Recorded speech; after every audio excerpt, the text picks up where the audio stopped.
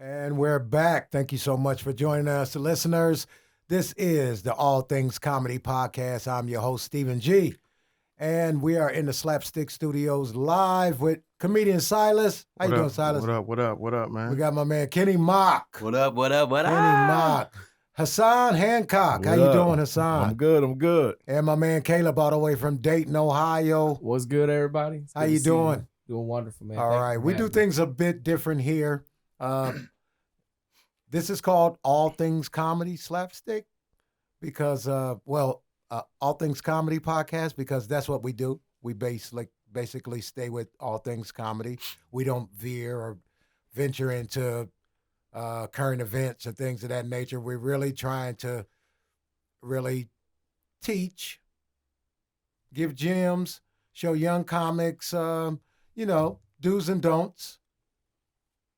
Some things that'll make their career easier or their transition easier in this genre or career path that they're, starting off on. And so I'm going to shoot out some questions, pass it around, and we're going to have some fun. Okay. You know what I'm saying? So That first sounds question. good to me.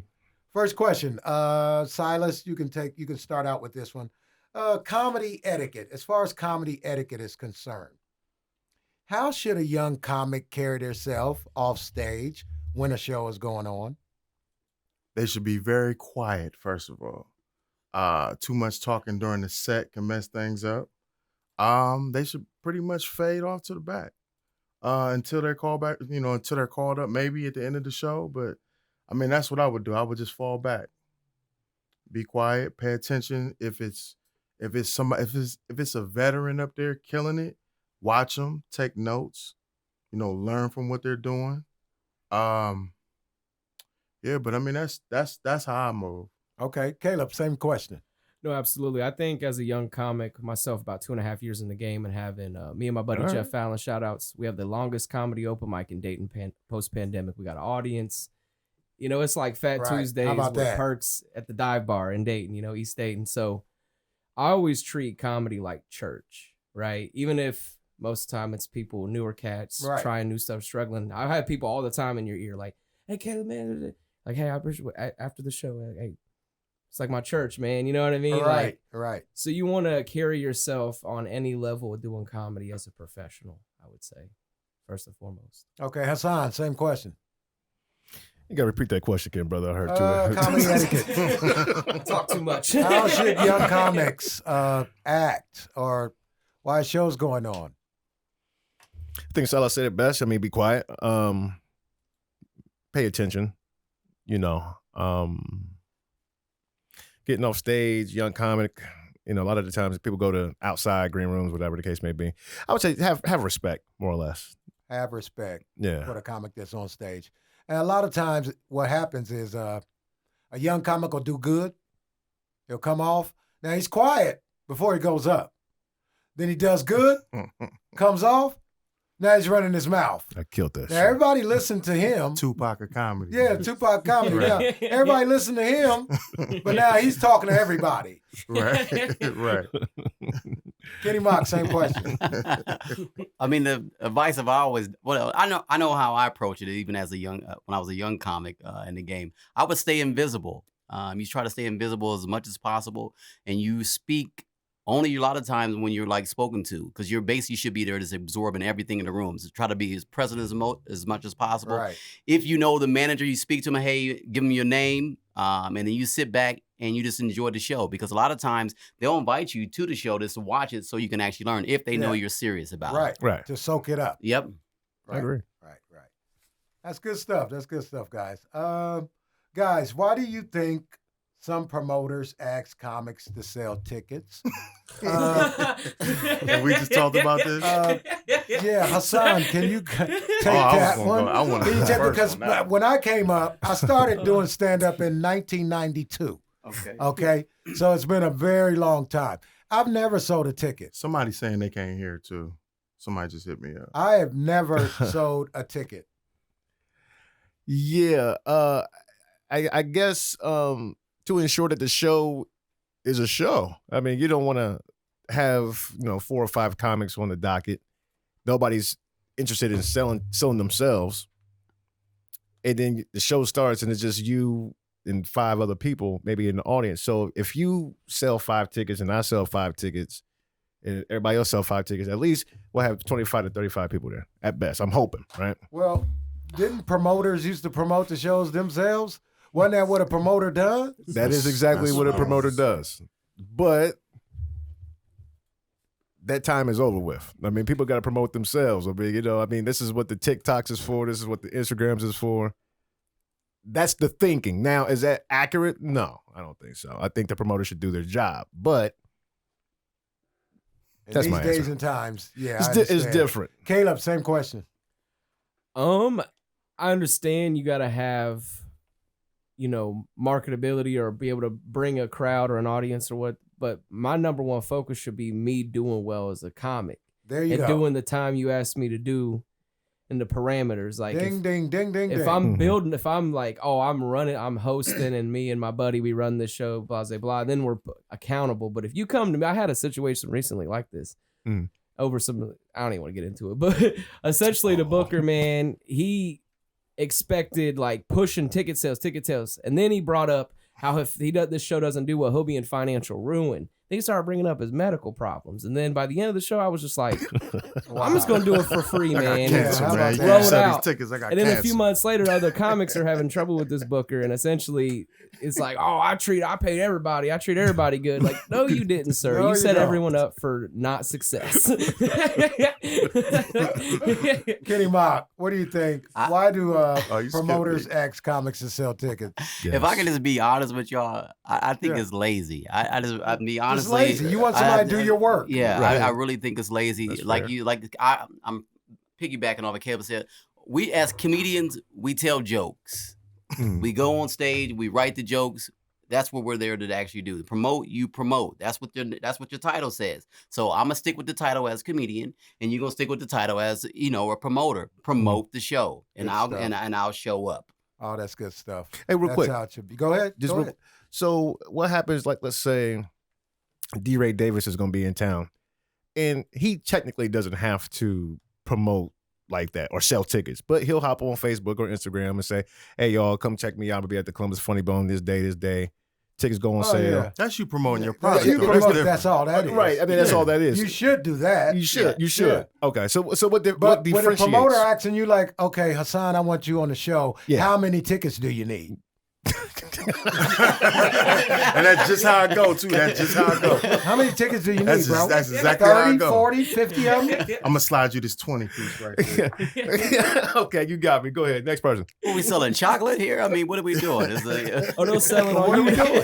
What are we They'll be doing like, over look, bro, you get to keep half the money. Well, I'd be like, think about that. One time I was opening out, I think it was Mike Epps or some more, or I forget, but it was at the Palace, I think, and the guy was like, how many tickets do you need? And I was like, about 5 or 6 for my family. So I could give them to them. You got some cop tickets. That's about it. That's the only tickets I need. God. I need about 5 or 6 of them. That's it. My sister, my brother, and them coming. And that is about it, really. Oh, man. Okay. You ain't asked me, though. Silas, I I'm was sorry. waiting. I've been waiting. I'm sorry. He's I'm been sorry. waiting. Silas got his guns blazing. I can tell you why. Because they're bad promoters. Bad promoter. That's just what it is. Shouldn't be in the business. They shouldn't be doing it. But you know what it also it is? It's from the rap game. Like, they make a lot of local rappers sell tickets. Right, So right. some of these to promoters. get on the show. Right. Yeah. And then the rappers don't even be there to pay attention to them or anything. Exactly, yeah. So that's where they get that from. That's the mentality. Wow. Yeah. That's the mentality. Wow. You think How it's just a about rap game, or you think it's like a combination of like That's how where you have that's where they get it from. That's where it comes from. That's That's where it where it comes from. stems from. Yeah. I remember being in Little League football. I had to sell like Reese cups, to get Yeah. To buy your cleats. I had to a get my hustle. cleats and a jersey. That's a hustle too. And we but was traveling to Dayton, and we had to get the gas money. We had to sell Reese cups. Yeah, That's I remember hard. we sold candy. It's hard. We sold candy, but I was like, these are some cheap uniforms. We sold about $2,000 worth of candy. Still paid for a $50 Like, come on, who kept the money Yeah. and bought these cheap ass? Let their grandma sew this shit That's together. That's fair. Because It was ridiculous. I mean, really. Don't grab a string and like, let me get rid of that He one. said- Oh man, listen, your shorts, you'll be naked out there. And I was eating a candy bar, so I didn't really. Yeah, my dad had to like give me like So 40 You can't bucks. get You was little in the kid rear? Reezy cups. You was can't in the get- rears during the man, season? I was in the negative. in the negative. Negative. I always said I lost it. I You lost lost them. playing time over candy, man.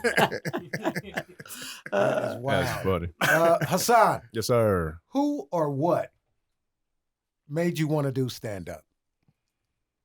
Was it a comic or was it a situation or did somebody urge you on to go up or anything like that? How did it happen? I mean, I was a class clown, so I mean, it just looked like the right thing to do. Like, you So you had it innate. Is right. what you're saying, yeah. Yeah, I mean, because when you look at it, it's like, okay, my favorite comic is Jimmy Fox. Okay. So when I see him on, in Living Color, he's doing what he's not punching in a clock, being there for 8 hours, 9 hours a day, even though he is in some kind of way, in writing and stuff like that. Yeah, But sure. he's actually just doing what he does best. He's making people laugh. And that's the easiest at the time. That's the easiest thing to do. Comes easy. Just to find out For that certain people. yeah, for certain people. And then you get in front of these people and like, you'll go to a show and you're like, I'm about to say this, that, and third.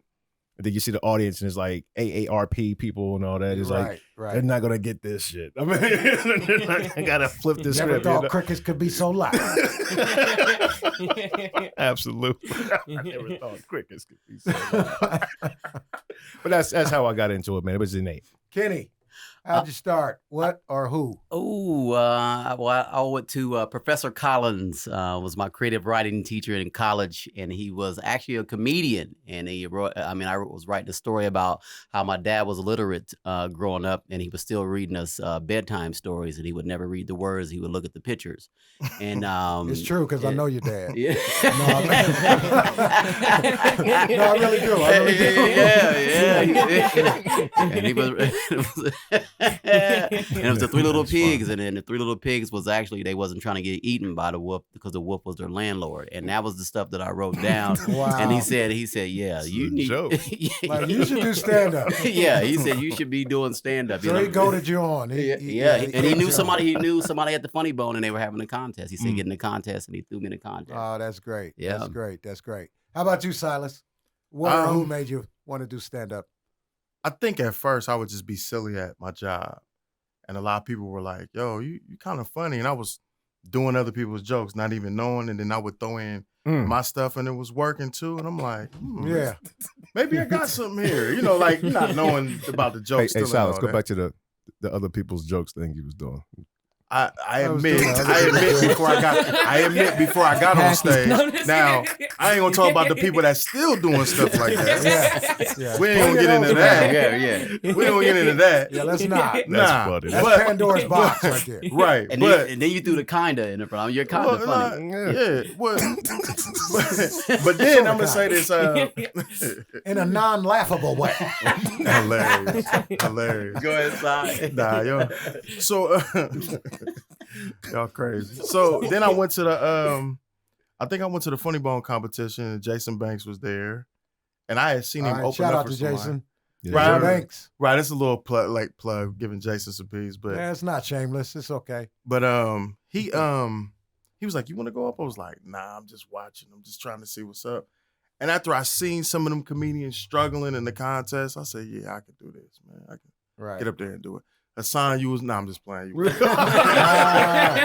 had to get you back for one. Nah, you wasn't in it. You wasn't in it. Yeah. I didn't meet you yet. Hassan was in the sound booth.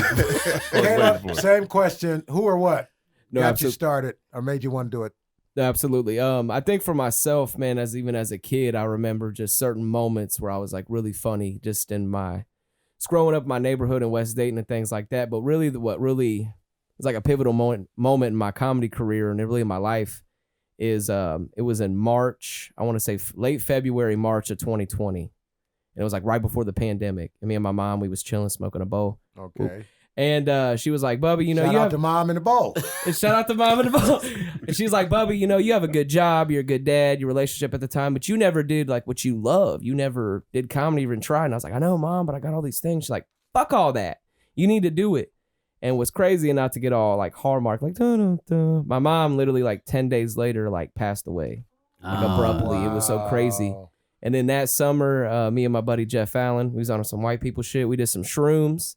We had an epiphany within ourselves, like, oh, we need to do comedy, bro. And then it's like a movie, man. Once things opened up, we started. You went to the spirit world, man. Yeah.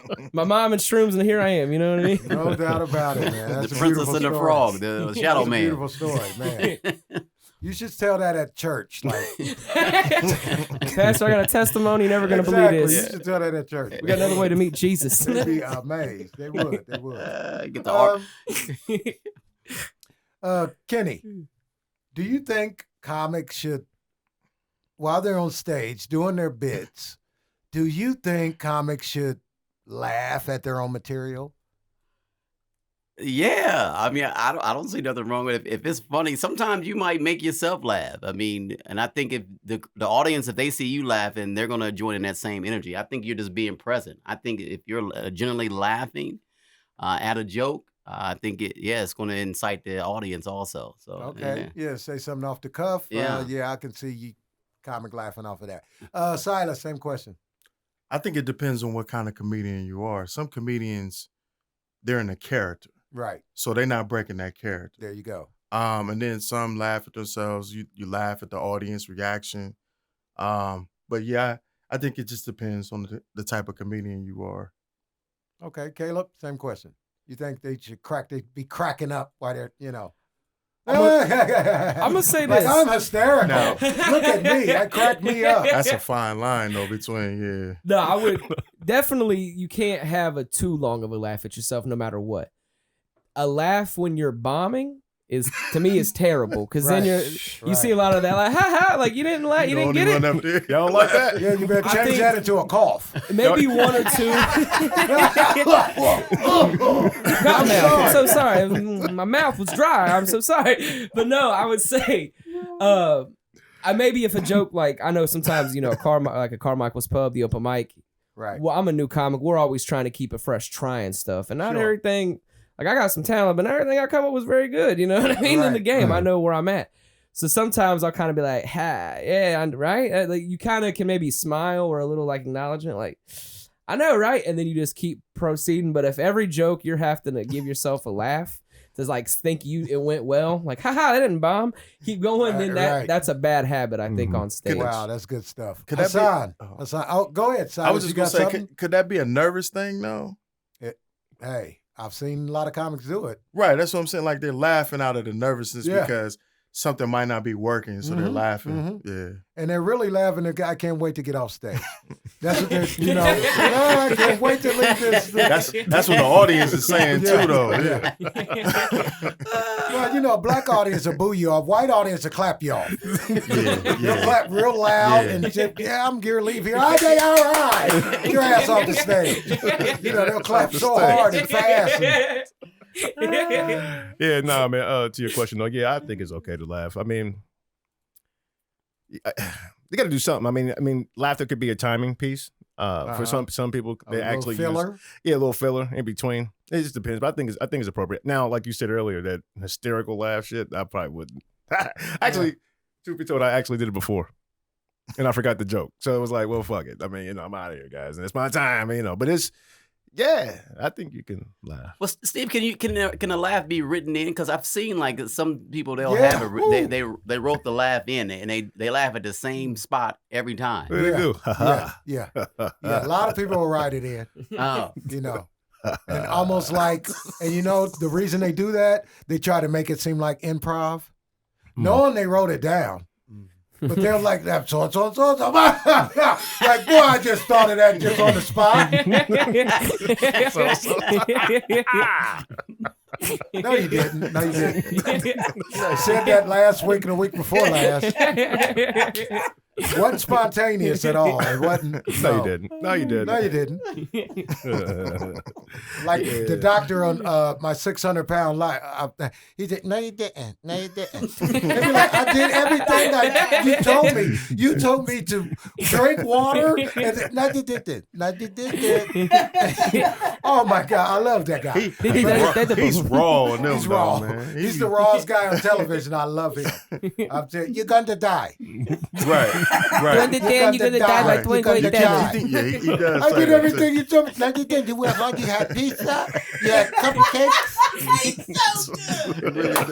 It really does do that. Though. You did not know we see a camera back home with you. We saw everything you ate. 1:30 in the morning. You eating cake and everything. Oh, man. Oh, Do it back up. He really killing do be him, man. going. He be like, if you don't get the operation, you got to die. He give you a date and time. 4:30, April 23rd. Do you like Christmas? Go ahead and tell your family. Over with for you if you don't get the surgery. You stupid. My man is the funniest guy on television. I love him. Oh, my Dr. Now. Dr. Now. yeah. Oh, I love that guy. He's hysterical, man. Oh, my my God. He's funny. Okay,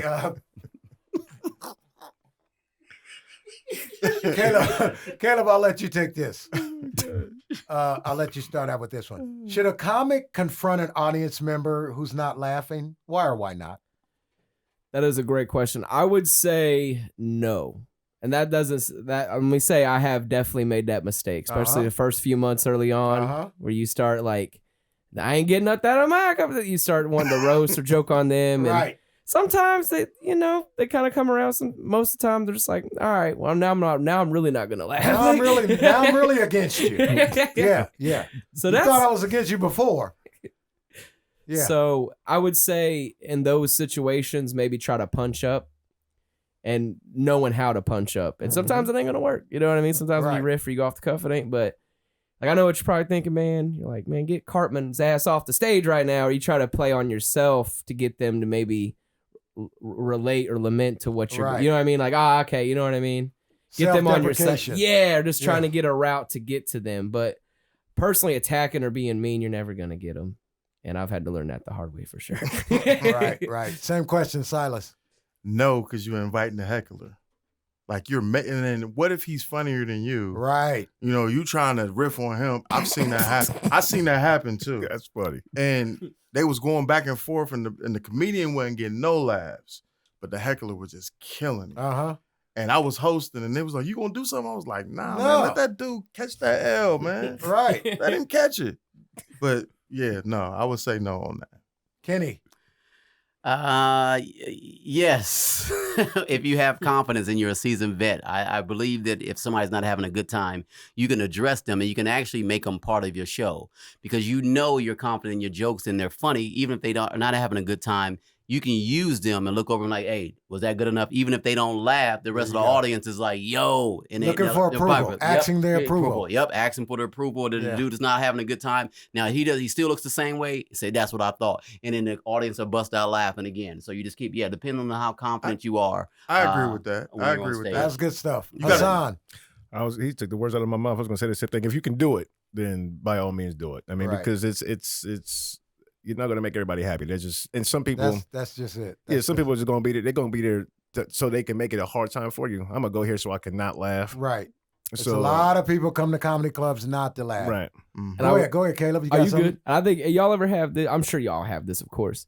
You'll have people that don't laugh or smile or anything, and then after your set come up like, I like that young man. That was really good. You're doing good. Yeah. I'm like, my can wife. you like show it? Like, right. Exactly. You show me you liked it a little bit, please. Like I'm new, man. Right. Like you must have you got a boo-boo or you must have a headache or something. Why you wasn't laughing? I mean, Right. Something must be wrong with you. I think you got to build trust though first.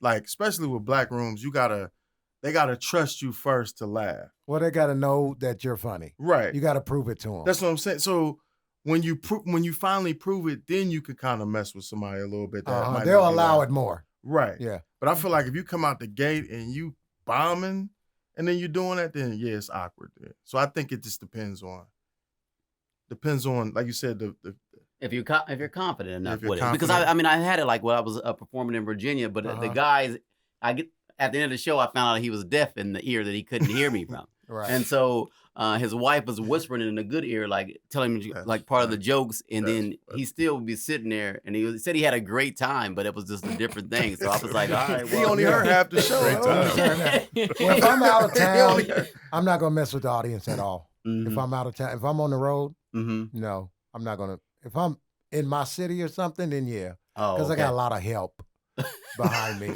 But on the road, no, I'm gonna leave that person alone.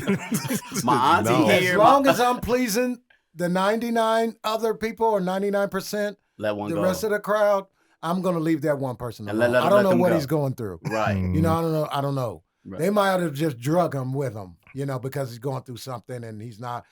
Steve Brown, we was talking about this from Alabama.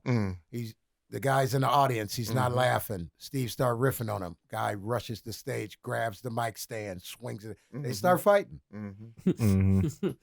You can open up Pandora's box when you do things like that. When you're unless you do it tastefully. You know what I mean? Yeah. If you just start riffing on a guy, like, what's wrong with you? And, you know, leave him alone. If That's you're like- on the road, leave him alone. That's that confidence thing, though. I mean, I would say do it because, yeah, you're right. Tastefully. Tastefully. You have to do it tastefully. Have you ever had somebody walk on stage on you, Steve? No, No. never. Never. No one's ever. Because I know I don't look like I can't fight. I guess that comes off on me then. And when I square up, it's gonna look like Mike is fighting real good. The way he did that, the way he threw the back leg back, The way he did they're that. gonna understand really, really quick. And then I'm gonna get mad niggerish really, really fast. The way he pulled out the mouthpiece out of his back pocket, he Yeah, put it and in. put it in there. The way he did that. I'm gonna get mad niggerish really, really quick. And they're gonna know. Like, oh, he's from man. 3 projects, not just one. Yeah. You know. Yeah. I mean, it's like I'll leave him alone. I've seen bad things happen. Ooh. I've seen a lot of more bad than good, from just trying to incorporate one person into your show. If they're not, leave them alone. But like Caleb said, that would be the person that come in and say, "Hey, that was good as hell, man." You know, they'll be the person. And then sometimes you can't do anything about that. Some people come to see how much they can't laugh or how much you don't move them. Or, you know, I don't know. A lot of people are like that, though. Caleb, if a show is not going well, should you walk off the set? Or eat it? Show not going well, 5 minutes in, you got 15. Should you walk off or should you eat it? Take the L. That's a great question. I think for myself personally, They're all great questions, Caleb. Steven, I understand you got a Mike Tyson jawline, my friend, but hey, I was like, I do, I swear to I God. think beat me up later. Two-time national golden got tiempo over here, buddy. I guess it would just depend on my set, right? Like, so if that's a great question. So on a showcase, I would say if I'm already 5-7 minutes in, gave you at least a few of my best jokes. Right. And So it's at that not going point, well. yeah, like I've had a couple sets like that where they wasn't feeling you, and then or I'm just like, all right, then you start just full self-deprecate Right. yourself, and then they get laughs. You're like, yeah, all right, and then you just kind of, I'm gonna end it there. So I would say, do your best to do your time always, but like at an open mic or just I guess the circumstances, sometimes you're like, hey, save my night, man. Right. Kenny, same question. Do you walk off or you eat it? Ooh, I gotta eat it. I guess I mean as a comedian, my ego get away. I gotta get him a 1. I gotta get him a 1 to 15. Maybe at 14, 15, I'm gonna get him. Maybe I'm gonna get him with this closer, and I'm gonna throw everything. I'm gonna throw the sink, my shoes at him, socks, laundry. It doesn't matter. You're going down. I'm going down with the ship. No doubt. Silas, same question. I seen that happen. I seen somebody do 20 minutes straight bombing. And they was like, I'm gonna keep going. There wasn't nobody laughing. They said, I don't care if you laughing. I was like, man. I wouldn't even acknowledge it. I wouldn't even acknowledge it. That's terrible. I wouldn't acknowledge it. I would say find the bombing. time. Find the time to just end the set early because it looks very, very awkward when you taking a brick and you continue to keep taking it. It's like you don't have awareness. And it's like you see they not rocking with you. Or, I mean, sometimes DJs will cut the music off on you, too. Yeah. I've had that. That's a force off though. That's a force off. Yeah, they force. I've seen where like you that. have to eat it where you're getting paid that night. Yeah. You're getting paid. I took a brick. I took a brick like So that if you before. leave, they're not gonna pay you. Yeah. You don't fulfill the time. You guys know you don't fulfill the time. They're gonna cut your money, Right. or you're not gonna get paid at all. Right. So impression. sometimes you're in a position where you have to eat it. Hassan, what do you think? I'm eating it, man. But I mean, he Silas. I took You'd an be L up there like, that, though, before, though. "Woo-wee, so what's on y'all's mind tonight?" Yeah. I've never even considered it. You gotta eat it. You have to. How much time I got, Coach? And just Go and right. just and you know what? When I've done it before, I couldn't hardly sleep until Right, the next time I right. got back on stage to Right. rectify this whole thing. So is it different if you dig yourself a hole in the beginning and you're digging? Is that about the same? If you, It's about the same. It's about the Well, same. before I get out of here, let me just say this real quick, y'all. Yeah, you do that. Disclaimer. Try to Here's win them my back. closer, please. Yeah. Try to win them back. About to go, guys. You guys ready for your headliner? you see I set the people's bar so low for y'all. people's eyes be like, yeah, get him off the stage. Hey, God. Hey, yo, Kenny, who's the man's on stage? So, have y'all been in a situation like that where you just took a brick and you just kept going, or you had to force off? Y'all ever had to force off?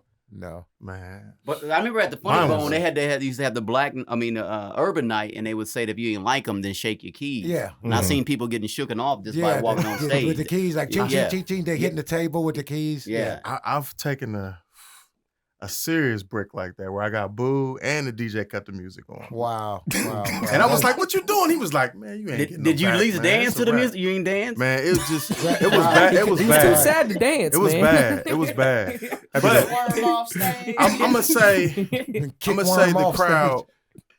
The crowd was Braves used to do that. What was the joint outside? Laugh Blast. Yeah. Laugh Braves Blast. used to host it. Right. And man, you talking about a niggerish crowd. Oh yeah. Yeah. Oh yeah. I had to redeem myself because I was like, nah. So they brought me back on the show this time, and I survived. I can say that. But man, it was brutal. From the start, it was brutal. That was a nice. And I just did it again. Laugh Blast maybe a couple months ago. But the first time was when Braves was alive. God rest his soul. And it was good. I mean, I kill every time. I'm saying you seen some people take some bricks though. I know you did. Bricks to the face. Yeah. That's the audience. Like 40 ounces. That's the audience to the you want. face. That's the audience. That'd be A the lot longest, of people. That'd be the longest ride home too. Like shit. Doesn't it? Nah, but it make you a better comic taking bricks like that though. Yeah, it does. Because you gonna go It home should. and write some jokes. It That's- should. Yeah. It should definitely make you a better Call comic. all your comic friends. I'm still good, ain't I? I still No, but got it. The crazy part was when I got off stage, they was like, "You took that very well." It was like the last guy cried. I was like, "Damn." Y'all, that's brutal. I was like, "This is what y'all do? You guys Y'all are make brutal. everybody." I was like, Yeah. "This is what y'all You're do?" brutal. You ain't crying, you ain't trying, I guess. Like, Hassan, Yes, sir. would you rather be hella rich or hella popular? Because of course you can make money being popular, but Hella rich, bro. hella rich, Get out the way. Yeah. you don't care if people know you're not. Would you rather be a lot known? I mean, just have the money, you can walk around, no one recognize you, or everybody, famous, hey, yeah. that's Hassan Hancock. Yeah, that's me. How y'all doing? Keep on. I'm rich. I mean, the popularity thing. I don't know, man. I think rich is good. I'm sticking with rich. Caleb, same question. Hella rich or hella popular? it's kind of, I feel like they both kind of coincide in comedy, but maybe I'm wrong. Yeah, you know. Sometimes, I mean, there's probably outliers where you have a lot of money, but you're not well known. Right. My goal is, I think, especially as a young comedian, it's like, I'm not like, oh, I can't wait to get my Netflix special. Like, that'd be cool. It'd be sweet. But like, I would love to one day in a few years make like a living, you know, if I can make 6 figures, 100, 200,000 and tour and open up some of my Right. favorite people, like That's a Hardly success anybody to me. knows me, and you should see my house. Right. But I want your life, sir. That's why in a few years. you should see my house. Wait till I get my teeth is right. It's over. So I get this dental coverage. It's over. Yeah, it's over. It's over. I'm making a comeback. Get a new headshot. Because you can be popular for that brick you took. They'd be like, man, remember that time he bombed? I'm like, Like, you should be popular for that. That's true. But you don't want to be, but you could be. Yeah, that's true. Like, I remember that guy. He ate it so bad. I remember him too. The tomatoes were throwing tomatoes. They threw keys and tomatoes. Not the tomatoes. 4th of July in December, they was shooting up. Right. Not a right. bottle rocket. Silas, hella rich or hella popular? Hella popular. Because you could turn that popularity into money eventually. Oh, yeah, for sure. So for I would sure. say that. Okay. Yeah. That's good stuff.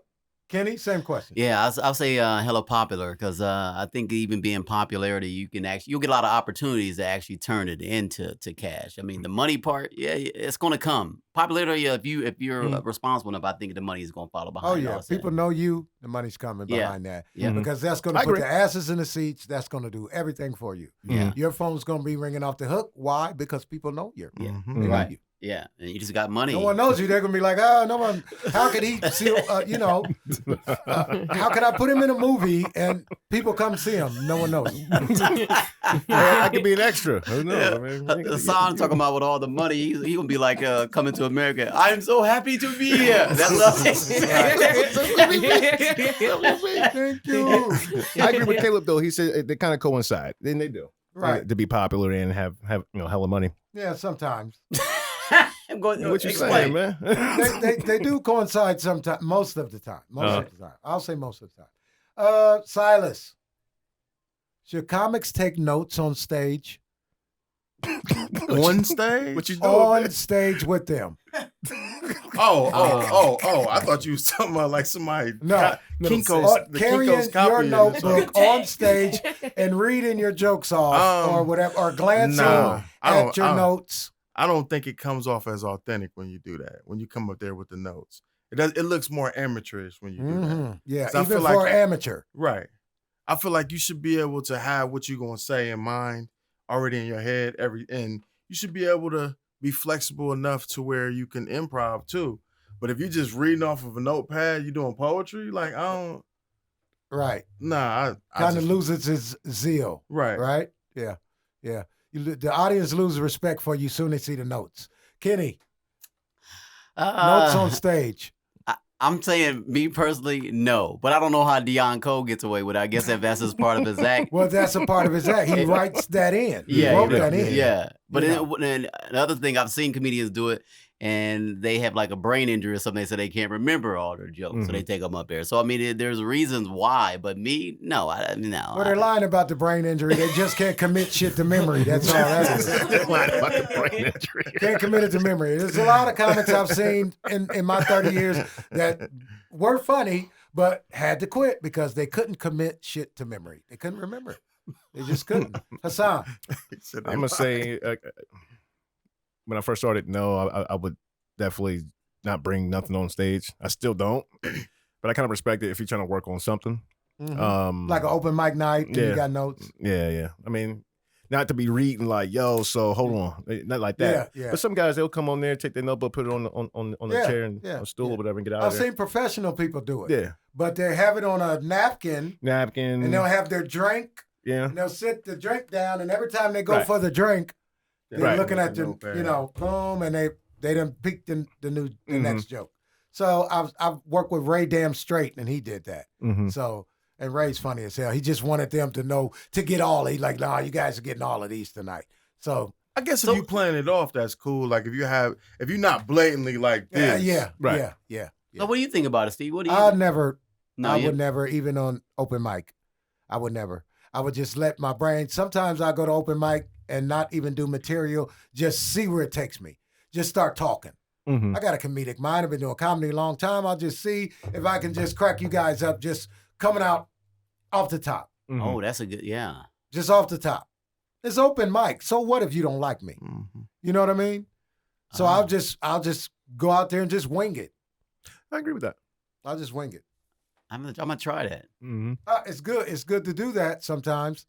It's very good to do. You'll write more stuff improvisationally than you than you would, just sitting down. Like, that's why I tell people hosting a show is the best. If you host a room, you know why? Because the host is going to go up way more times than anybody else. Mm-hmm. We're all going to go up one time. The host's going to go up 16 times or however many comics it is. Right. He's going to go up after every one of these people. So he's got plenty of time. If he forgets something, he can just say it right after you get done. But if he's featuring or he got one time to get it right. Then he's got to come back next week if he don't. The host can do it tonight. Not to mention, he can get it right tonight. Not to mention, depending on the comic, how well they do. If they do terrible, then that means you got to step it up, and then mentally. Of course, of course, you got to win back the crowd. Like, damn it! Okay, here we go. In the hosting aspect, if they do really good, it makes it easy for me. He did great, y'all. One more time from coming to the stage. It's easier to do that. Yeah. A lot easier. Yeah. Right. I think it's a lot easier. Notes on stage. Okay, we did that one, right? Did everybody chime in? Oh, I didn't. Notes on stage, Caleb.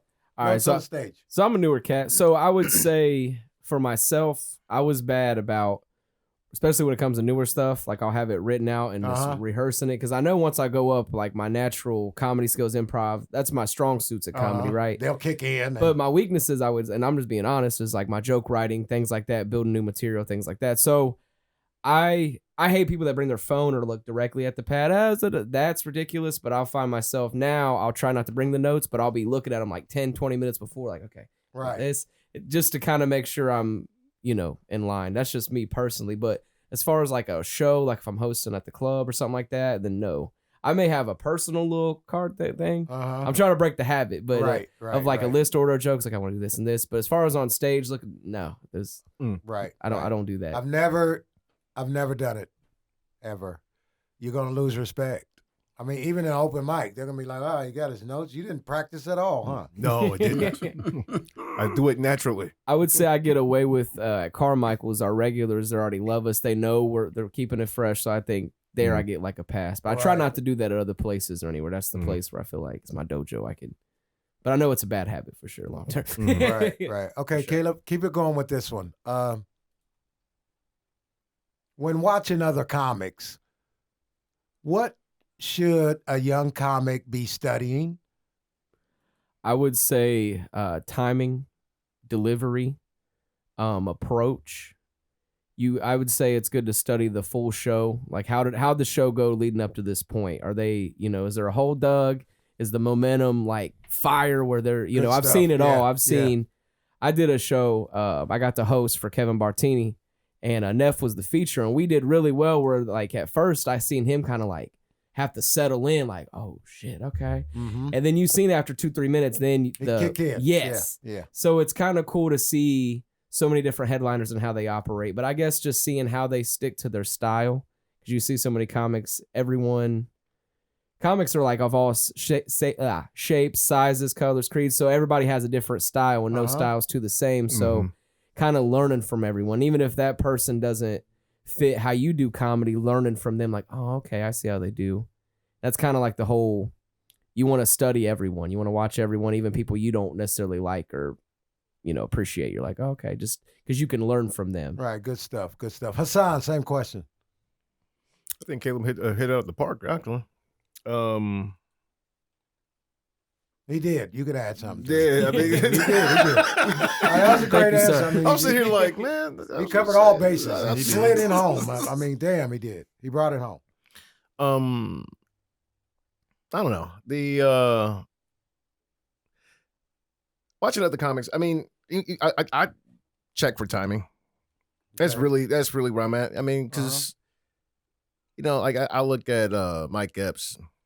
And he'll do one of those. I think Red Fox used to do it also, where they'll hit the mic or something like that after a bit. Yeah, the mic hitting. Yeah, that's almost like laughing too. Yeah. Right, and it helps with. Like that was a killer, wasn't it? Right, boom, boom, boom. Chappelle does it. Cupping the mic. Yeah, Dave does it also. Yeah, cupping the mic. So yeah, I mean that to me is like, that can help me not laugh on stage and to put a lot of energy in seeing it, it helped me set up or reset, I guess. That's what I'm getting at.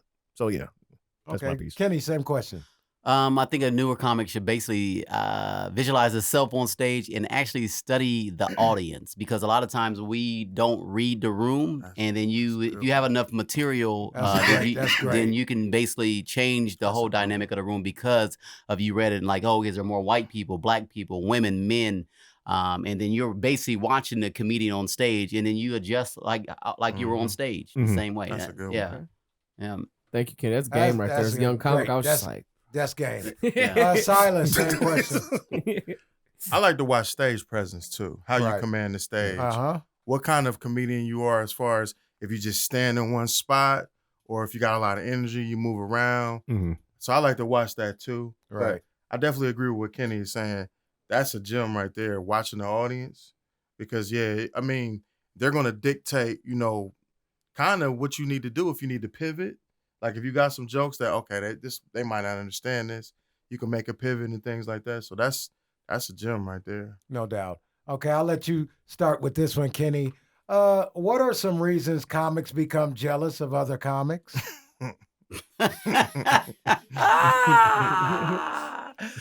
I told you these questions are just, oh my God, I tell you. Okay, well, I mean, you know what, to be honest with you. Let's be honest. I'm going to be 100% real. I got to be real with this. Sure. One, that you're too funny in front of them. And it's intimidating. You're ruining it for them. You're ruining it for them. They feel like they can't follow behind you. They are really upset about even your success, or thinking that you could actually surpass them. So then they want to hold you down. So those are a lot of things that, personally, I mean, I'm speaking from this personal experience. So I'm just telling you guys this from the heart. So, and that's something you have to deal with, like just being with somebody. And if they feel like, okay, well, this person may be too funny, then I don't really want to work with them. Because it makes it look like their light is dimmer, because you go up on stage and they can't follow behind it. Right. D.L. Hughley told Keith Bender, "You'll never open up for me again." He did. Cheryl Underwood told me. He said he was too funny. Cheryl Underwood told me the feature act should not try to upstage the headliner. That's crazy. Guess what I told her? I only got one speed, Cheryl. That's crazy. I can't lighten up my joke. I can't. You'll never not do good again. Oh my God. Hey, can I say that Keith Bender is watching right now? He's all in the comments. Shout out to Keith Bender. Yes, sir. Shout out to Keith. Right on, bro. Silas, same question. I'm a reverse. I think comedians hate on other comedians or jealous because they think that they're not funny. Even though, comedy's subjective, like you might not like their style. Right. So you say, I don't like them because they're not funny too, though. And I think especially that happens in our city now. You have people that don't like people because they don't like their style of comedy. I'm not going to put no names on it. Right. But I've seen that. Okay. Caleb, same question. I think this is just me personally from my experience. The biggest reason comics get jealous of other comics is they feel like they should be in your shoes. That too. Whether they think you're as funny to them, or they're funnier than you, or blase, they think you shouldn't have this, or why do you have this? Most of the time it's they think they're funnier than you. Yeah. So go ahead. Yeah. And a lot of times you'll see it with people, and this is just my experience, it'll be people that are either like brand new, or they've been around but they didn't like put the work in or get to it. Right. So then they're like, well, my mic, I had one and it went down in like a year, or what, you know what I mean? You're just like, well, now they're like the comedy cops. Yeah, they're just they're like comedy detectives now. Okay. Hassan, same question. Yeah, man. I mean, it's definitely people get envious of that. They see that you're succeeding and all that, and a lot of the people, they'll call me and say, bro, how did dude do that? And I'd be like, yeah, how'd he get that? How'd he get that? Hey man, you just gotta keep doing the work. No, for real. How do you now? Who did he call? Like that's what. It's all opportunity. They see somebody get an opportunity, and they feel like they should have that. Yeah, they feel like, I've been doing comedy 10 years. This person's been doing it for 2 months, and they got a bigger opportunity than me. Yeah. And that's just it. They're in the right place, right time, and that's what it comes down to. Silas, if you were to do a one-night stand really big now, Netflix or whatever, where would you do it? Your hometown, New York, LA, where? I would do it here in Columbus. Okay. Caleb, same question. Honestly, it'd be 2 spots. I would either like to do Wiley's Comedy Club because that's the home club I grew up in, or I would actually, it'd be tight. Again, I'm still young in the game, but the Comedy Mothership in Austin, Texas, Joe Rogan's club. Texas. I would like to do that. Yeah. I would like No to do doubt that about there. it. I feel like that if you did that there and you got it, that's probably the gonna next get joint you in my book. success. Hassan. Have that money and fame. Hassan, one night stand where? Yeah, I definitely do it in Columbus. Home city? Yeah. Okay. All right. I would too. Kenny. I'm gonna do it in Tempe, Arizona. That's where I'm gonna do it at. Y'all may call. You think that Texas and all that is the Mecca? No, you go to Tempe, Arizona, and you perform like that. Whatever you bring to the stage is gonna be fire. And then if you need like a good example of laughter, you'll never be disappointed. Not one show that I've ever done, like even out in Arizona, every one of them, because they come there to laugh. They know what comedy is, and that's what they want to absorb. it's So like they absorb the comedian. You or dropping whatever you're gems? saying. Oh, So, wow. yeah. Okay. Wow. You dropping gems, bro? Good Tempe, stuff. Arizona? Good stuff. Yeah. Okay. He's stunning on us too. Silas. Man. On the He's low. stunning on us. On the low. How Tempe, did he get that Arizona. show? I already did it I've been there a couple before. months ago. Yeah, I've been there. He's You've seen it. He's stunning You've on seen it. what it He's is. You've stunning seen on it. it. How did Kenny Y'all get y'all that doing show? those Now I share- y'all doing those local Now you- open mics. now it I'm in goes- Tempe, Arizona. Now it should goes. be me. Now you see these comedians already. You see how they hating because of the opportunity. You said Because you of the just said opportunity. yeah, this was the Right opportunity. All the hating already. Look at That was them. hate. That was hate. Yeah. The T-shirt underneath their shirt says an H on it that for was hate. haters. Look at that. They got Oh, my T-shirts God. underneath it. That was hate. That's was funny. hate. That's funny. That's funny. That's funny. Silas, a lot of comedy comes from pain. Uh-huh. A lot of comedy comes from pain. What state has the best comics, do you think? Illinois, Chicago. I think Illinois? I think they There are a bunch of them, aren't there? Yeah, I think they produce the best comedians. Period. Because of the pain. Yep, because of the Because of pain, the the, pain. the cold weather. Uh-huh. Yeah, I mean, I think just the Midwest in general. Caleb, what do you think? Yeah, I'd have to say definitely the Midwest in general, man. It's hard to, it's almost kind of like football, I would say a lot with comedy. Like there's Right. a lot of sweet spots and sections that, you know what I mean? I would say it's hard to pinpoint, you know, but I'm sure if you go state by state, you know what I mean? You'd be able Right. to count who to.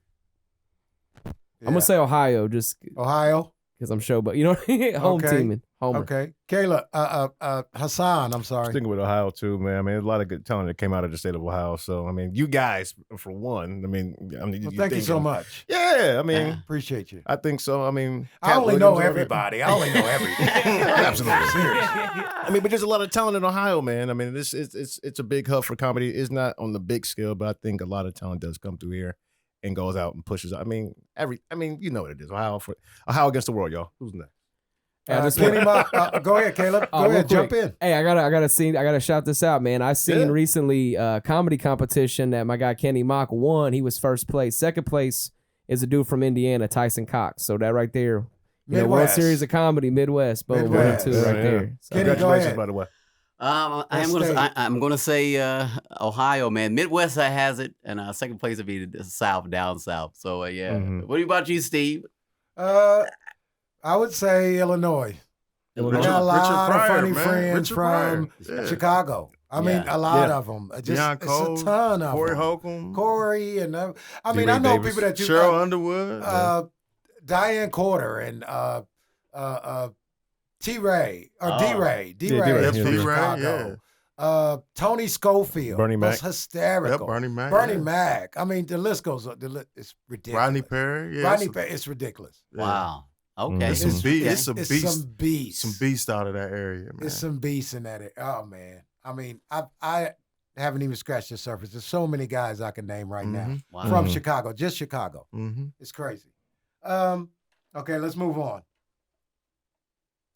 Why do you think Hollywood downplays comedic actors, Caleb? I would say because to the naked eye, comedy seems the easiest to do. Like, oh, they're just talking, or oh, we could easiest form of entertainment to them, right? to the naked eye, realizing it's arguably the hardest to bring it and be funny every single day, night, it is. no matter your life, everything. So I think that's where it's downplayed, and only maybe the big draw actors they value, but after that, it's just like, oh, we can just get anybody to do these roles. Silas, same question. I don't know if they downplay. I mean, if you look at the... Oh, they definitely do. Think so? I mean, because if you look at the bigger movies, you got an element of comedy in it. Well, they know we sell. Right. They know But you Adam gotta have Sandler that, and Eddie Murphy and Will Ferrell are going to sell those tickets. Right. But when it comes to the awards or anything like I see what you're saying. that, I see what they're you're saying. like, not, I see what you're saying. It's not as saying the high regard as far there as you like go. a serious. I see what you mean. But they could sell as many tickets, or the movie can do just as good as it could be a blockbuster. Okay. And they still won't get the just due. Why do you think? Well, I mean, like you said, they look at it as low level.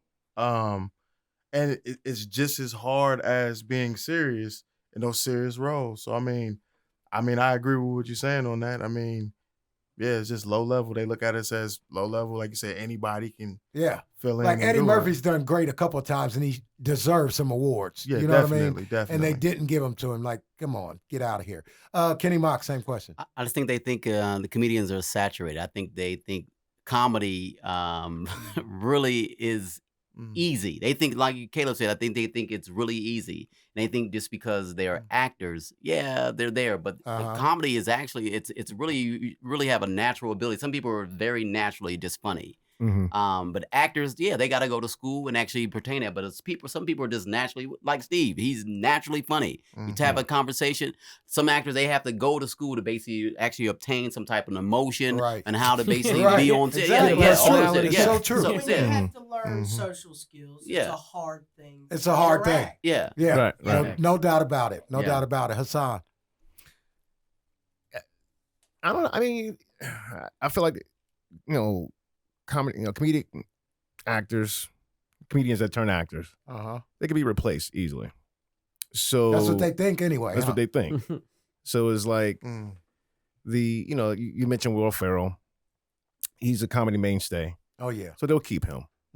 But they'll take a person like Lil JJ, who we haven't heard from in about last 20 Since years. He got grown. Right, and it's like, what happened to him? Nah, we don't know. I was a little kid. It was Kevin fine. Hart. Kevin Hart's here now. Drugs happen. They think they can train them also. They think they can train. I mean, it's just, I think the replacement theory in that is easy for them, but we know it's not as comics. Yeah. Wow. Okay. Kenny, what's your favorite subject to write about? Ooh, it's my family initially because I have a big family with 11 siblings, but my dad having about 17 kids. So so I like that because it comes so natural, and I don't really have to think about it. And there's funny aspects to just everybody has a family, and it actually it kind of relates to a lot of people because everybody's got them. So now, I met your younger brothers and sisters before I met you. Yeah. So he does have a lot of kids. His dad, boy, oh boy, that guy. F condoms. He poked holes in his own condom. What guy does shit like that? He was big on creativity and cream pies. I'm getting you pregnant tonight. Well, he couldn't read the thing to say. He said condominiums. He didn't know what it was. He didn't know what I'll read the word, son. All right. He didn't know what that was. What is this? Is this squishy? Silas, favorite subject? I'm agree with Kenny. I think family. That's the closest thing to you from when you grew up. You've been around them the longest. So you're definitely going to pick up things that they did, silly stories, not so silly stories that you may turn into funny stories and situations. But yeah, I mean, that's pretty much it. I think, just family. Caleb, favorite subject to write about? I would definitely just say your family, your life. That's what makes you, the unique, funny things to be authentic and to be unique and to stand out. Like my name's Caleb with a P. I definitely got to talk about that. You know what I mean? Right. So what? It's one of them. Yeah, it's CALEP. Oh, okay. Yeah, it's My family was on pills. Just so they and wouldn't, stuff. mistake you for an Arab. I'll go spell check. You Philip? No. Hassan, favorite subject to write about? It's switching. I'm getting older. I mean, I'm enjoying everybody else from the family thing, but there's aspects of situational comedy that I like. There's aspect of current events that I like, in general. Family is easier. Yeah. But Everybody can relate to that. Right. Sure. What I mean by situational is like, okay, when I first started, I was going to the clubs, kicking it, talking to chicks, whatever. That was a thing. Well, I'm not doing that anymore. So it's now it's family. More but family, and that's what I knew. I write on relationships probably mostly. Yeah. Relationships. Mm-hmm. Oh. Any kind. Just Any kind. relationships. Oh, any relationship. Any relationship. Any relationship. Man, dog. Any relationship. Any relationship. Anybody can relate to loving someone. Right. Anybody or loving It's interesting something. how you put that all together, though. When most people hear relationships, Mhm. they're thinking man, romantic woman. kind of, yeah. Yeah. Mhm. I'm thinking And man, it's dog. mainly- Turtle and cat. Yeah, it's mainly that. It's mainly that. Just random. Bum, bum, bum. Silas, being too funny can hurt your career. We all know that. Mhm. Would you tell bad jokes if the headliner asked? Or No. would you tell back your set if the headliner asked you? No. I mean, And why? Why? because if I'm supposed to be a comedian, I'm not going to scale back who I am. Like you said, you told Cheryl Sure, Underwood, Underwood, I only yeah. got one speed. One speed. Right. I feel like why It's balls curtail- out. Now, I do think that there is a way you can like calm the audience down before like you bring somebody up or a headliner up. You don't want to just leave them falling out and then they got to come up right behind that. Yeah. I think there are ways you can tone the audience back down again, but So you don't want to leave them in the frenzy. yeah, but you can do that and then you could calm them back down again. So you don't want to just leave them in the frenzy. You don't want you just want to calm them all the way back down. All the way. I think it depends on who's your headliner. If Mhm. you know that they can't follow that and you want to have a good show, I feel like you should respect them in some regard. But if some headliners, I'll say blow them off the stage. yeah, but some headliners if are that's beasts. if that's what you're doing, you Yeah. blow them off the stage. Yeah. Mm-hmm. You know what I mean? Now if it's a competition, yeah, I feel I like don't, it is a competition. yeah. It's Mhm. just it's a competition. Trust me. Yeah. Most comics are looking at it like a competition. Right. So let me ask you this, then, Silas: if you're the headliner and your feature was having a fire set, I gotta bring it. okay, There you go. I gotta bring it. And I'm There you not go. I wouldn't be like that. I'm not gonna be like, nah, bro, you can't be funny no more. Nah, like You're gonna be I arguing in gotta the back bring room. it. I gotta step it up There then. you go. That's why I gotta ride that way. headliners like Tony Roberts. He doesn't care. He knows he's gonna Yeah. come out and kill. He's gonna be He in the don't green care room. if you Why kill. would you say that? He don't care if you kill. He's gonna come out and murder, and he knows he is. And I'm not afraid of. It's what made me so fiery. Right. Mhm. When I first started, I'm going behind Martini Harris and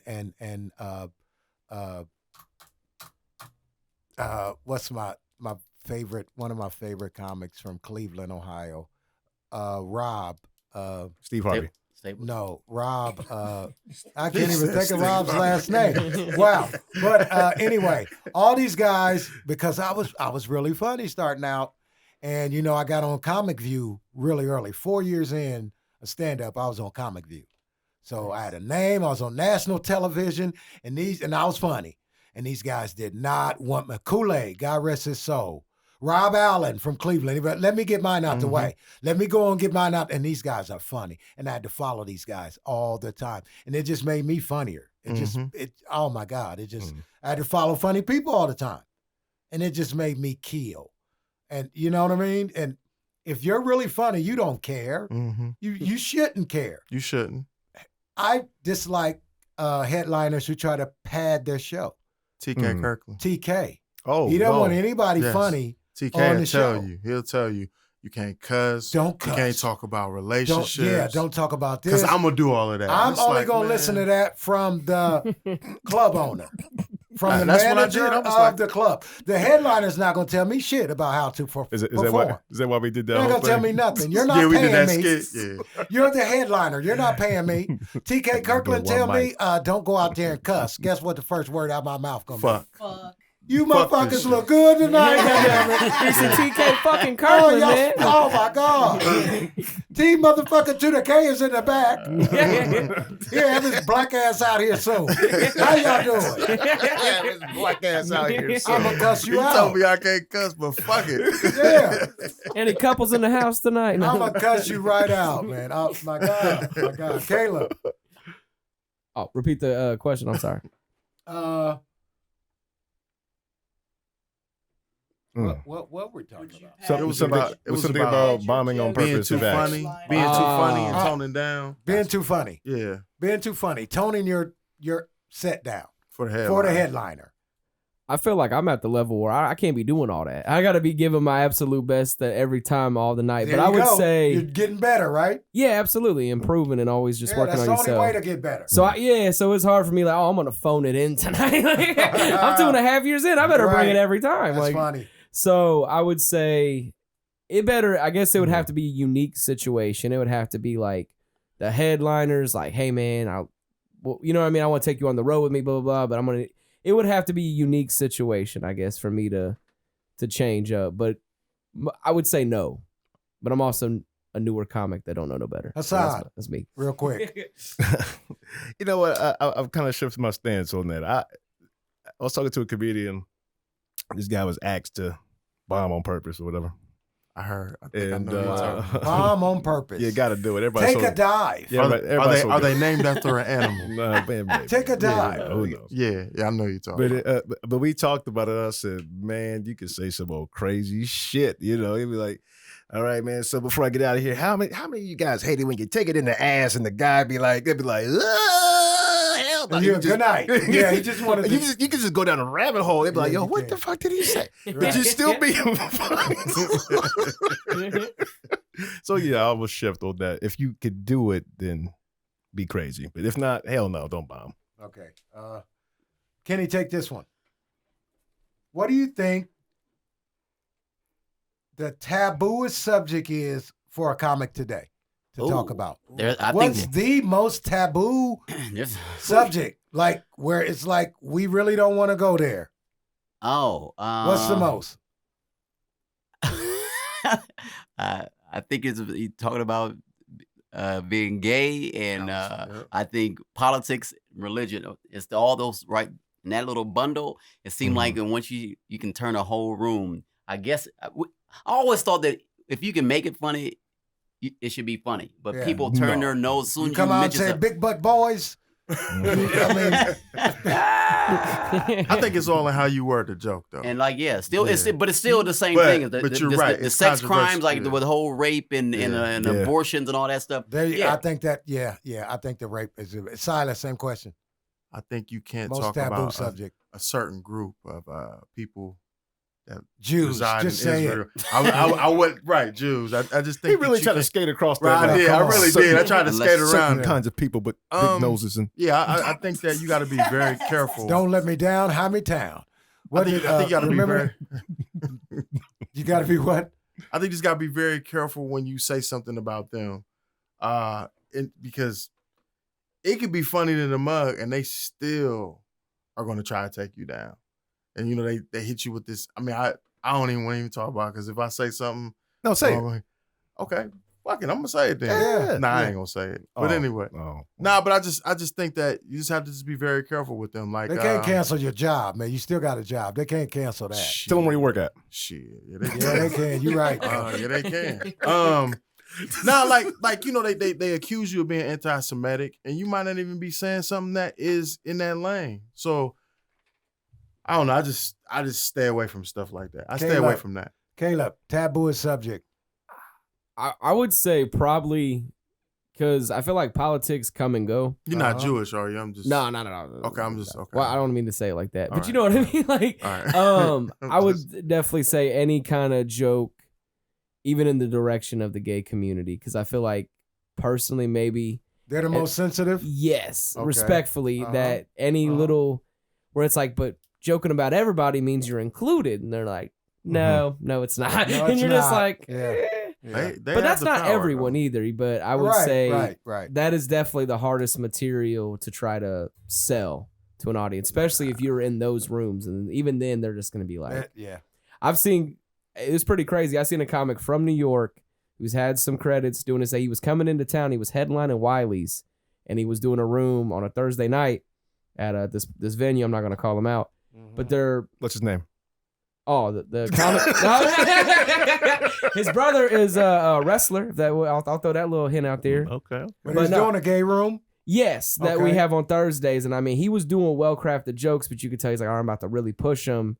And then the person that hosted the open mic was like, hey, man, you can't do those jokes here, brother. And he like basically like cut him off. And he's like, dude, I have credits with Comedy Central. Like, what the fuck are we talking about? Right.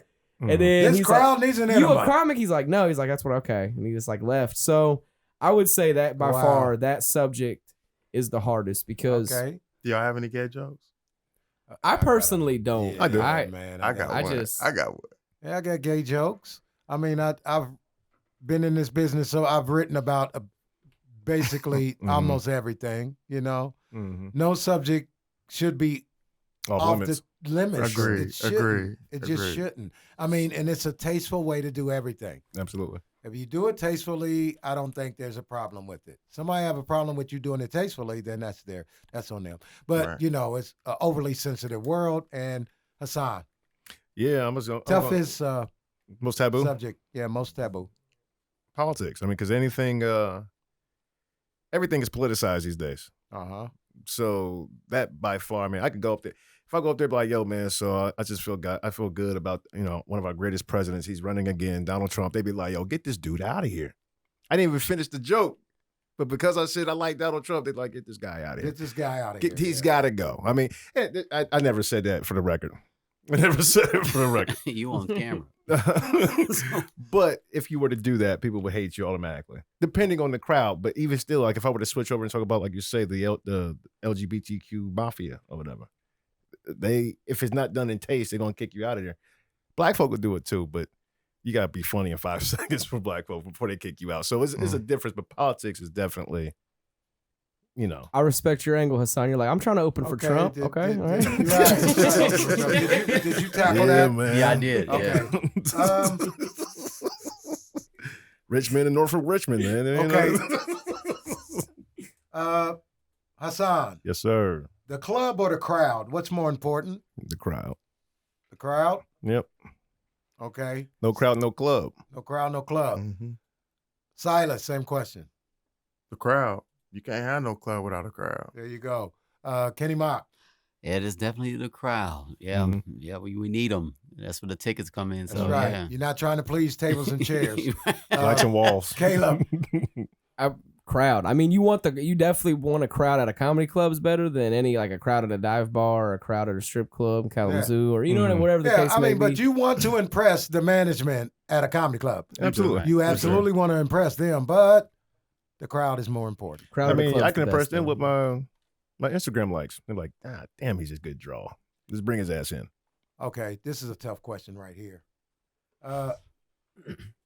Silas, I'll let you You gonna tackle give this me one a tough first. one too. Huh? Oh, this is a tough one. Give him a hard one. If you made it, would you help a family member or friend that said you'd never make it? Hell no. and I'm a stun on them like yeah, I'm in Tempe, Arizona this week. Like, I got special. I got mess with him. No, but I'm just saying I would stun on them too though. I would definitely stun on them. Let them know where I'm going, how much money I'm getting, just because they said I wasn't gonna make it, and I'm gonna let them know you were my motivation too. You gonna tell them when you leave town? Hell yeah. I'm gonna have So them they drive. can I'm break in your gonna have them Uber me.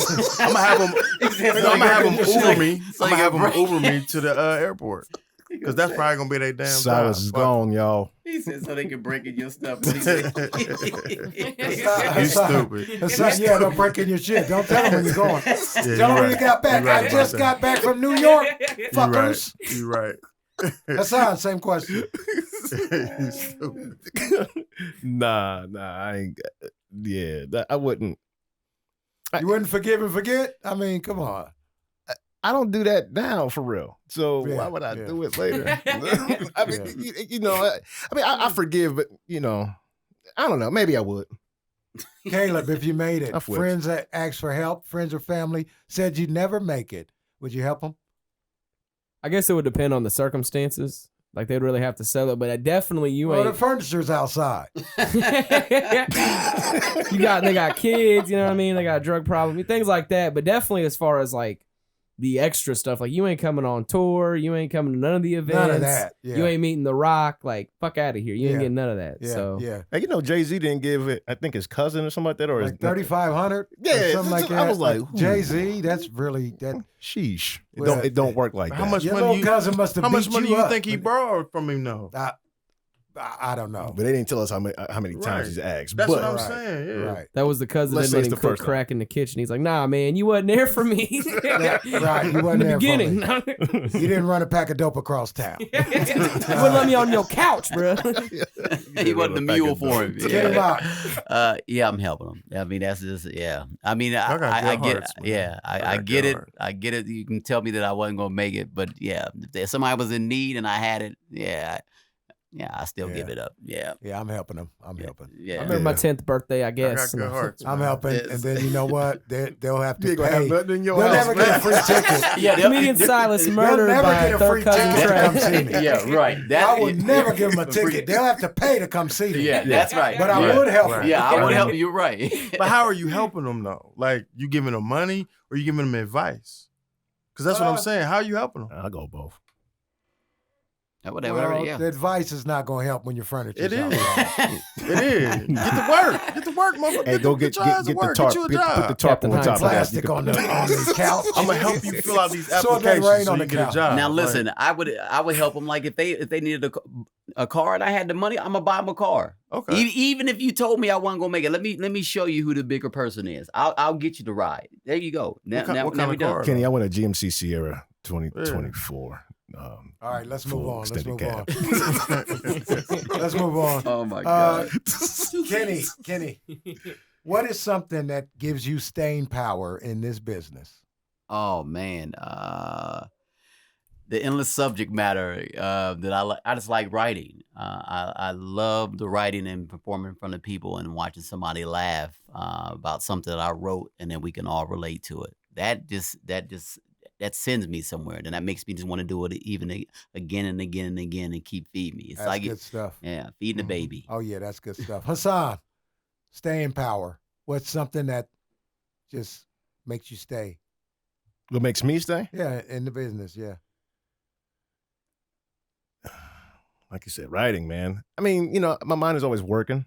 It never cuts off. So, I mean, even if I say, I'm gonna take a break a little bit, whatever. I'm still writing. I'm writing in the shower. I'm writing at work. It's fun, and I want to see if it lands the way I want it to land. I want to see Right. if this line works with this bit, and that's the intricacies of being a comic. I believe is what calls all of us to continue to do it, no matter what. I Right. think. Caleb, what gives you staying power? I would just say how much I love it. The game since I started. Like I've And I had where I've love it. bombed, or did good and well and just keep coming at it every night. Like still with the same kind of like, I don't know, jolly attitude with it. Like, hey, you know what I mean? You can see me like especially early on, just Sure. horrible and then come back like, hey, Caleb, hey, like you're out tonight. Like that was pretty bad yesterday. Like, yeah. Yeah, I'm out. Yeah. So I just love it. And I ultimately believe whether it's 10 or 20 years from now, this is like my life and my destiny ultimately. right. So it's Hey, just all right. it's always reminding that sometimes, good stuff. you'll feel yourself like, it's just life. Sure. It's I'm a just chubby you're white gonna- dude. it's Y'all don't gonna be the understand. No, I'm yin just and kidding. yang. Yeah, for sure. Silas, staying power. Just getting the laughs, man. Like I said, writing something and then somebody really laughing at what you're saying, and then you just that power of being on Bringing stage. a joke to life. Yeah, Yeah, and then like you just see how when you first started the joke, and then how you made it evolve, and then you watch how it just That process. yeah, man. For me, Yeah, is I I like it, feel like a doctor of sorts. We're all doctors because comedy is the best form of medicine. So I feel like a doctor. Mhm. And so I feel like I'm curing people. Mm-hmm. It's like I took a Hippocratic oath myself. You know what I mean? to cure people. Mm-hmm. And comedy is a cure, believe me.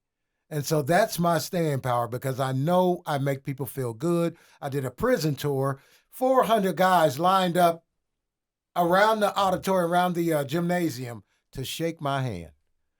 A couple guys said, man, I haven't laughed like that in 15 years. Mhm. You know what kind of feeling that gave me? I felt like I just performed open heart surgery on these people. And so that's what keeps me coming back. Or staying in the business. Let's move on. Would you like to be a movie star or a big stand-up artist? Caleb. Ooh, that's a tough question. Huge stand-up artist or movie star? Man, they both would be great, right? Because I've seen myself in both lanes. I was in a comedy miniseries that we shot all summer, but then like the week before it didn't, like production fell through.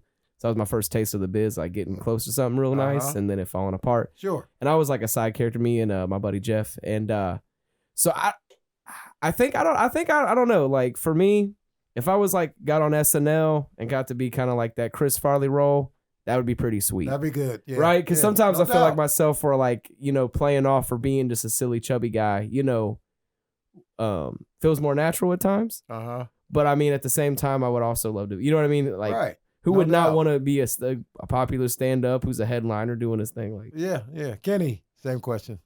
I'm only saying this because I got a lot of siblings. I want to be just the stand-up because I don't want to share nothing with nobody. I want to stand on stage and I want to get all them damn laughs. I want everybody looking at Right. me, and that's it. That's it. You want like we all killed the scene. Right, I'm we hosting did it. SNL. We did it. I'm part of it. Y'all did You it. did great, but your co-star, she killed that scene. Silence. Scene. Silence, same question. I think Right. I think the stand up. I don't know if I can see myself being an actor. I took acting classes before. Acting is cool, but the stand up to me, just like I said, the power you get from being on that stage. So yeah, Hassan, same question. It was probably gonna be stand up. When I started, it was a movie star, straight Uh-huh. up. But the stand up thing is good. It's good. Just good. is it Guys, bad that I why like do- both? why do you think- Why do you guys think that like someone like a Eddie Murphy, after having such box office success, wouldn't come back to do stand up again? Why do you think, Kenny? Ooh, that's a deep one. I think it's more personal with Eddie. I think he changed, like his whole lifestyle changed. Uh-huh. Because you see like the Raws and all that stuff. You can see now he turned into something else. I mean, he evolved into a different man. Mhm. And so he don't think that he can, if he can't give it the way he did back Yeah. then, Uh-huh. he knows he's going to be judged and people's going to have a lot of opinions. Oh, they're that he's gonna not judge gonna- you. They're gonna judge you on regard- stage. yeah, They don't care yeah. if Jesus came down to Them, do them stand up. people gonna be sitting right there, man, he was not funny. Yeah. And they're gonna do the comparison, the Yeah. old Eddie, and if he doesn't bring it in this new one, there's nothing. I mean, those Delirious, all those stand-ups, Classics. classics. Classic. 100%. Yeah. Be hard to top that. Yeah. Hassan, same question. Why do you think a guy like Eddie Murphy wouldn't come back? Funny as he was, why do you think he wouldn't come back do stand up? I think he just got used, to the lifestyle that he. I mean, this guy made a ton of money just in movies alone. Certainly. I mean, so he's not the only one. I mean, I haven't seen Jamie Foxx doing stand up no more. He'll probably host a show, but he ain't gonna do no straight out the gate stand up. And there's a lot of guys who go through that. As soon as they get to that standard, is like, why not come back to Why not come back to the place that got you there? Got you there. You know what I mean? And I think it's the being judged. I think, Yeah. I think that's the biggest thing. Caleb, what do you think? I think it ultimately comes down to judgment. You know what I mean? I think it was, who was it? Howie Mandel. He's like, I don't do comedy because I can't say what I want, and I'm on TV, and I have a persona, and I'm on America's Got Talent. So I think for Eddie, it's kind of like, hey, I'm making all these movies and stuff. I don't want to say something out of line, then all of a sudden I'm not getting this movie role I want, or this TV show or series.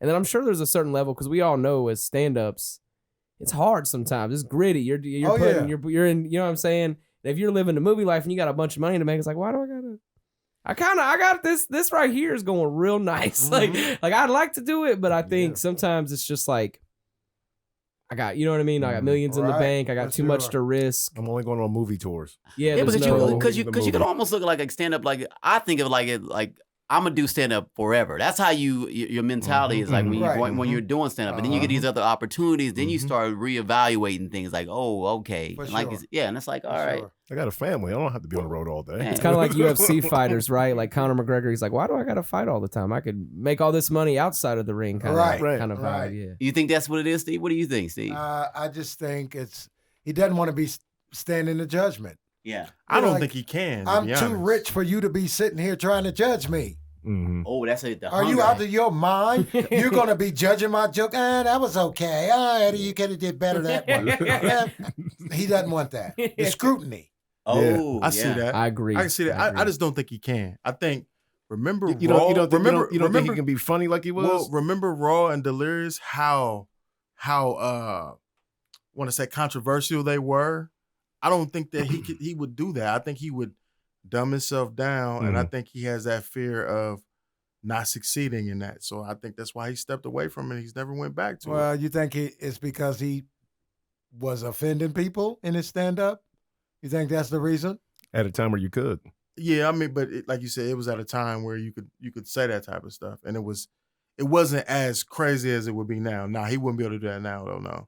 No, it's a lot of stuff that'll be off the table, of Right. course. But Cancel culture. this is Eddie Murphy. right. This is Eddie Murphy. You think he But- can't write a set without offending anyone? But it's a muscle, And though. still be funny? It's a muscle, though. He hasn't worked out in probably, almost 30 years? It's been a minute. Like, when did Raw come out? I Raw, bet I could still hit the 85? speed bag. I like haven't hit it 85? in 20 years. 85, 86, somewhere up there. That's what I'm saying. So it's been a long time since You think he's he been on the couldn't do it? stage. I think he can, but it'd take him some time to get ready. But because remember, he was going to come back. Remember, it was like right before the pandemic, he was going to come back. He was actually going to go on tour. Before or after the Dolomite movie? It was after the Dolomite. No. Dolomite came out during the pandemic, I believe. Right. So it was before. It was before. It was before. No, I had to put that out there because the original Dolomite, I worked with about 10 times. Rudy Ray Moore. Mhm. Oh my God, man, he's. Man. You think Eddie? You think he'll still be funny? Oh yeah. It's in him. Seinfeld did He's it. the one did it originally. Seinfeld works still So I on his think- craft though. Eddie don't. Seinfeld said he hadn't So picked up. that's why he ain't doing it, because Saul's gonna be sitting right there like he better be funny too. Well, I tell you what, just like, and I hate to, because I like Eddie. I think all his movies is classics. When he did Coming Even to Norbit? America too, Even Norbit, Norbit wasn't a classic, but it was funny though. Pluto Nash. Man, Hassan, what are you watching? Right, you watching? But Dr. Doolittle. Coming to America too. That Dang. it underwhelmed. You know what I'm saying? Like and you gotta think that movie was, to me, that's his best movie to me of all time. You know, the characters he played. Harlem Nights is to me. You like But- Harlem Nights? Harlem Nights is up there Nice. too. Harlem Nights is up there, but So laugh a second. just think you have these iconic movies and then you do a remake and then it's trash. Like, That's not all his fault though. Those Yeah, writers. it's the writers as Yeah. well. But a project like Coming to America is really hard to match. that's yeah, why the you first don't one, do yeah. it. Ooh, But that's why Oh, you man. don't do it's it. really hard to match Right. something like that. Yeah, I agree. All those classic lines and then coming to, oh my God. That we My say name to is this Pete day, Chase, right? And I'm the best of the yeah. Oh my God. Oh, the DJ. And all the DJs. and then we all know Hiccup, people like the one lady that- Randy Watson and is you my know they dude, said though. that I'm Randy- a natural and I want to produce my own movies and star my own movies. was Jonah and I want to Martin, direct my own Nah, movies. man. And I wanna- Randy Watson, man. Randy Watson. On the What's Going Down episode of That's That's My Mama. You may know him You from all Joe. know him. You may know him from Joe, Joe the Policeman. Ask Joe the Police. Yeah, that was In the What's Going Down episode of That's My Mama. Put your hands together. man. So Randy. Watson. It was like two claps, too. Like. yeah. That was like, He said, sit y'all in the clapping mood. Ain't that mean that shit. well, I thought that was a trash. Caleb, back to you. How do you celebrate after a great show? Ice cream. Why Hassan know me like that? That's some Shit, ice bullshit, man. cream. That's my problem, man. It's ice cream. You come for food, you're like bomb, food, kill, food. Nah. Like Ben and Jerry's. I think you just try to like, I don't know, it feels almost like Tiger Woods. If you get a hole in one, you just kind of sit there.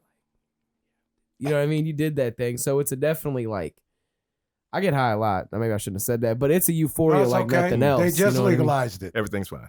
I just started yesterday, Clap, but clap, man. clap for the legalization of recreational use of marijuana. Yeah. But Shout out to all the voters Yeah, man. who voted that in. Silas, same question. I just live in the moment. You know, like after you think about what you just did, especially if you had a great set, you just live in that for a little bit. You know, celebrate, maybe drink a little bit, and then I can't sleep that night. Especially, you know, after a good set. But just it's living. so difficult to sleep. Man. That's why you must smoke weed. You have to. It's almost a must. But you got the I need to pick that up because I don't smoke. overload. Because I don't smoke. So Yeah, you got to OD. do something. OD Yeah. on dopamine. That's It what is. Yeah. Kenny, how do you celebrate? I think I just chill out with some fans. You may sit there, and I just want to relax because it takes a lot out of you. It's like if you're really performing, Giving like it to 'em? yeah, because I'm physical and I like being physical, like on stage. It takes a lot of you. You just want to sit back and maybe just sit at the bar, watch a game like that, and chill out with some fans, people that came to the show. Yeah, that's it. Hassan, beside the e-cig.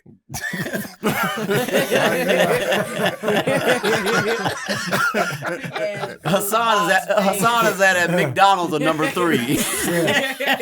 Actually, it's a radio on that something. I want a smoothie. what do you mean don't sell How you jewels no celebrate more? at the great show, Hassan? In the moment, man. Doing laundry. Do some laundry. Listen to my wife real good. Absolutely. Because I talk to people about it, like, yo, so what? I killed it, right? Yeah, you did that thing. You did your thing, bro. What you like about it? I want to hear you tell me the how good I am. feedback. Yeah. I feel really You good hear the about it. feedback. It was really good, wasn't it? Yeah, my mom just died. You liked the show, didn't you? Yeah, it was good. Pick me up. What did you like about it again? Tell me again. So yeah, in the moment kind of shit. I don't bother too many people with that, but that's what Kenny Jackson be doing in the cars and shit. I killed that shit, right? Okay. It's like they want a James. They want a James Brown cloak. what- They want what somebody made you think I to say cover I them killed up with a James Brown cloak. Yeah. Yeah, why? You know if you killed it.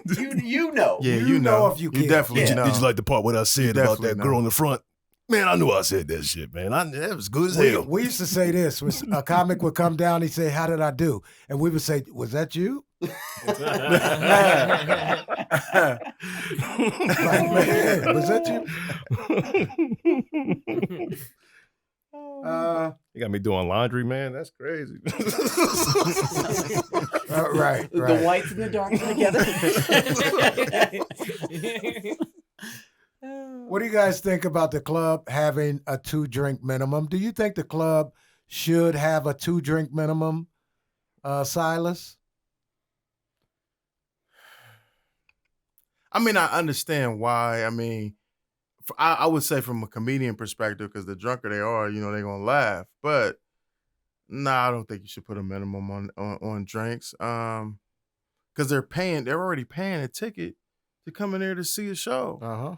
Now, just whatever they decide to do, if they decide to eat food there, now I get it. You got to make money. It's a business. But, nah, you shouldn't put a minimum on drinks.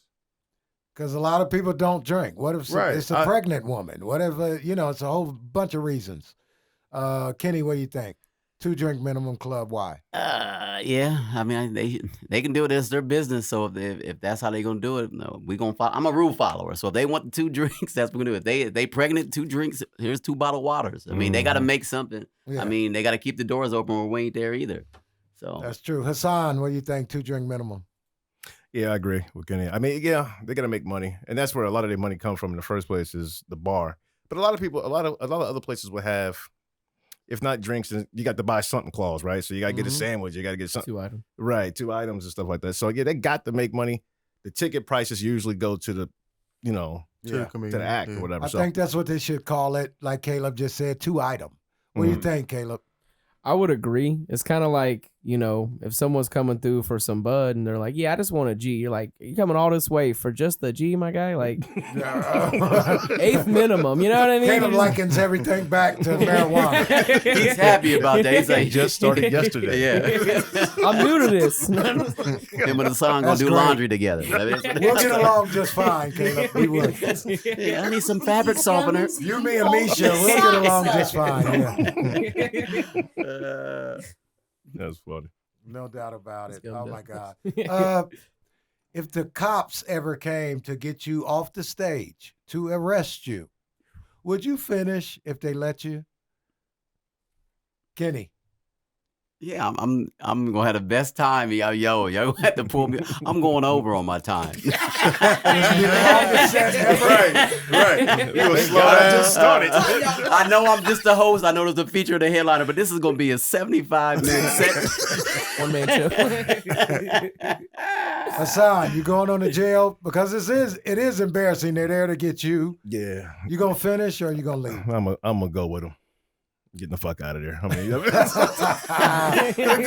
just gonna be looking at me. He's like, Can I at least take my fabric softener? Stupid. Caleb, what are you gonna do? Cops said they arrest you. They said you can do your set. You doing it? Yeah, you got to do your time, man. With Lenny Bruce, you know, those Show people, must go on. The people fought for it, man. Yeah, so I'm doing it for sure.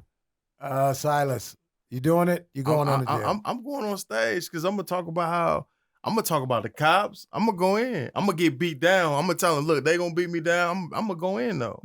I'm going in on the police because I'm like, they taking me out of here anyway. Y'all know where I'm going. The reason I asked this question is a friend of mine. He was on Def Comedy Jam. Mhm. Come home. He's doing the Toledo Funny Bone. I won't say his name. He's an Ohio comic. He's from Toledo. He's in the arrear, a lot in the arrear of child support. So the cops are there to arrest him. They said, you could go ahead because you're going to need the money. Hilarious. So he had the best set that I've ever, he murdered. And he did stay up there, and afterward, they clicked him up and took him on off the stage. So young comics, when you get famous, pay your child support. Because believe me, your baby mama send the cops to the club to get you, and they'll come and get you at the club. I believe it. This is one of the craziest things ever, but my man, when the cops came in, he told the audience, they're here for me. Guess what the cop said? Your name's so-and-so? He said, yeah, you're right. We're here for you. But you can go ahead and he did, and he killed it. I'd like to thank you guys for coming out there. That ends our show. That wraps up. I want to wrap up. Thank you guys. Silas, where can they find you at? They can find me on social media under on Facebook. I'm under Comedian Silas. Instagram and TikTok, the official Silas, DA official Silas. Got some shows coming up. I got a show this weekend at a college with Wittenberg. Myself, Mark Faison, and Rhoda Rillis. Okay. Then I got a show on. Shout out to Mark and Roe. Yep. Yeah. Mark and roll. But that's it. Okay. Yes, Caleb, where sir. can the people find you? Oh, yes, you can find me at Caleb Lee Comedy on TikTok and Facebook. I believe it's the same. Caleb Lee Comedy or Caleb Lee, CALEPLEE. I don't have nothing really good to promote at this very moment, man. Carmichael's Pub every Tuesday. Sign-ups 8:15, shows at 8:30. It'll And be that's in 3 years Dayton? straight. Yep, in Dayton. We got the longest comedy open mic in Dayton All post-pandemic. right. How about that? Showcases every at the end of last Tuesday of every month. We'll get y'all booked. And No doubt about it. Okay. yeah, absolutely. All right. Hassan, where can the people find you?